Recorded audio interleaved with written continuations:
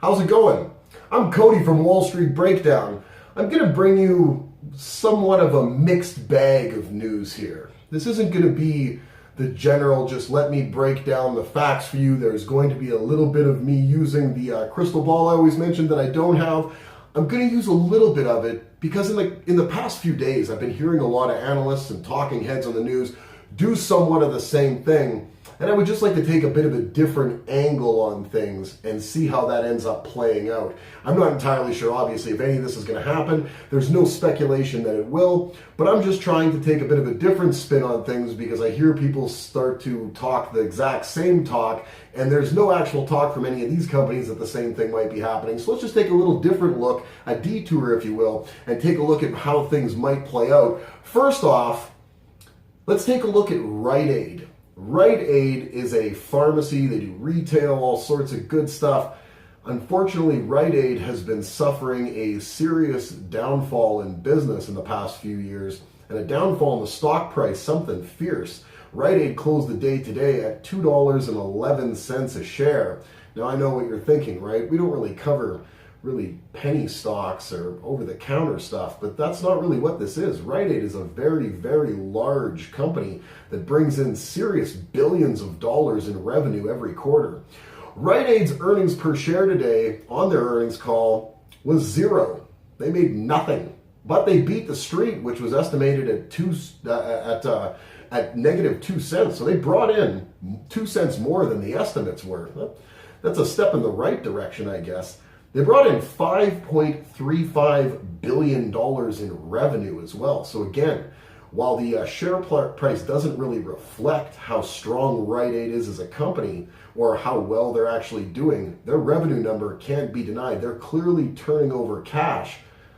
That bodes well for a company trying to move forward. Unfortunately, digging yourself out of such a big hole in what is a really difficult retail pharmacy market with companies like CVS and Walgreens involved, and potentially another company involved relatively shortly, you've got a fairly large hill to climb. Now, that revenue number was down 5.6% year over year. Not overly significant. I mean, they are clearly losing some market share, but they're losing serious share price and a lot of other things they're losing as well.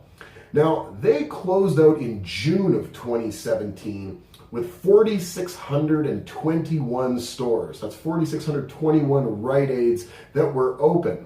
Now, they've sold 1,932 stores and 3 distribution centers to Walgreens Boots Alliance. So that's the Walgreens pharmacy we've spoken about. Now, they sold that for $4.38 billion. But when you think about it, you wondered, like out of those 4,600 stores and out of these close to 2,000 stores sold to Walgreens, did Walgreens cherry pick the best 2,000 stores, the best locations, the one with the most foot traffic, the best same-store sales growth? It doesn't seem that way, to be honest with you, because Walgreens has come out and said that they're going to be closing about 600 of those locations. So they clearly didn't go out and find the best locations of all the Rite Aids. They clearly bought sort of in bulk themselves. Now, it's going to help Walgreens, obviously, and it's going to help the consolidation of the pharmacy business, but that's probably as far as consolidation is going to go. I can't imagine regulators are going to allow CVS and Rite Aid to buy up the balance, or CVS rather and Walgreens to buy up the balance of Rite Aid. I just can't see that in the cards because that's going to leave not too many players in the major retail pharmacy market in the United States. So where does that leave Rite Aid? Well, in the last couple of days, we've been hearing that this year is probably the year for mergers and acquisitions from major companies that really need to get a lot of stuff under their belt. Not the stuff that's going to affect your New Year's resolutions, of course, but under their belt in a way that, 2017, 2016 were good years to make good money. And companies, strong companies, definitely did that. But growth is something that good companies are always looking for. Amazon, to be specific. We've heard that Amazon could be targeting Target. Now, to purchase Target at roughly a 15% premium would be about 9% of Amazon's market cap. Target is a very big company, and Target is doing very well. When you look at Target's previous quarters, while they're not growing near to the level on the digital side or the same-store sales side as their main competitor, Walmart, they're still doing a very good job of growing and staying relevant in what's becoming a much more digital age as far as retail shopping goes. And we know that Amazon, through their smart speaker and through Alexa, do have an arrangement with Target, something that's going to give people a lot more access to purchasing items from Target at home through their Amazon Alexa, and then going and picking up their items from Target. Now, does that mean that Amazon's going to go out and spend that kind of money in the mergers and acquisitions to try to bring in a company like Target? They've already brought in a company the size of Whole Foods. Target would be another major acquisition. Do we really want, as shareholders of Amazon, to think about them bringing in a company that large and trying to, figure all that stuff out while they're still trying to figure out Walgreens? And they're doing a very good job of bringing Walgreens into the fold. But this would be another major acquisition, and they would be paying a premium. There's no doubt about it. So I hear a lot of analysts speaking about this, and then I think, Amazon's already getting into the retail pharmacy market. We know about it. They've got licenses in a lot of states already. They've got the logistics set up for the shipping. They definitely have the purchasing power to be buying generic drugs on the scale of a company like Walmart. Why wouldn't you go out and potentially get the other, how many? 2,600 Rite Aid stores that you could get at a very cheap discounted price. Find yourself then in possession of many retail outlets to compete with CVS and Walgreens.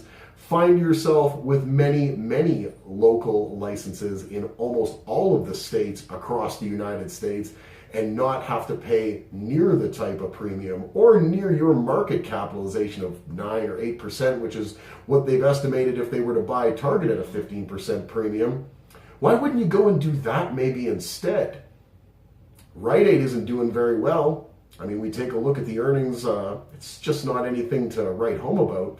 I just wonder if maybe the flip side might not be a better deal for Amazon. It might not help Amazon into that market space they're looking to get into without taking on so much overhead and what ultimately would be a lot of controls. It's very difficult to take on a giant department store that covers the entire continent. Well, they're not in Canada anymore, but they were, but they are everywhere in the United States. They've already taken on Whole Foods. Rite Aid, much smaller brick and mortar square footage space.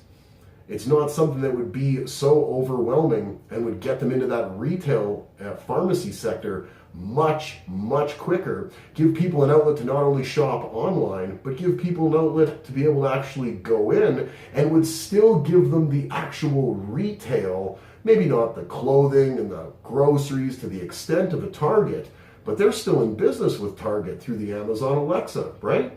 So they're still in business there. But they've already got a grocery company. They don't need that. Are they interested in selling t-shirts? They sell t-shirts on Amazon. This might be a better in for them at a much better price that might make shareholders of Amazon a little more comfortable as far as their delving into the retail pharmacy sector, and they could get it for a fairly cheap price because Rite Aid just isn't doing that well, but they have a lot of locations. They bring in a lot of business. There's no two ways around that. Just a thought, just to play a contrarian to what a lot of the analysts are saying out there right now about what may potentially be happening with a merger between, well, it would be an acquisition, let's face facts, of Amazon picking up Target, or that Amazon is going to do something, no doubt, in 2018. I'm not saying either of those things are in the cards, and I'm definitely not saying that picking up Rite Aid is in the cards, but it might help move the business forward that they're having the most, let's say, hold up getting into that we've been hearing about for a while, and that's retail pharmacy.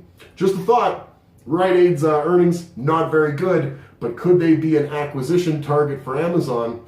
I wouldn't say it's off the table, that's for sure. I'm Cody from Wall Street Breakdown. If you haven't already, click the subscribe button, click the notification bell, thumbs up for this video, all videos, thumbs up for a fabulous 2018. I know you're going to do outstanding. I imagine Amazon's going to do the same. I can't say the same thing for Rite Aid, though. And comments, leave us some comments. We love hearing from you. We'd love to know what you think about this. Tell us what your theories might be. You think Amazon could be purchasing, I don't know, what? Let me know. We love hearing from you. Have yourselves an excellent rest of your Wednesday.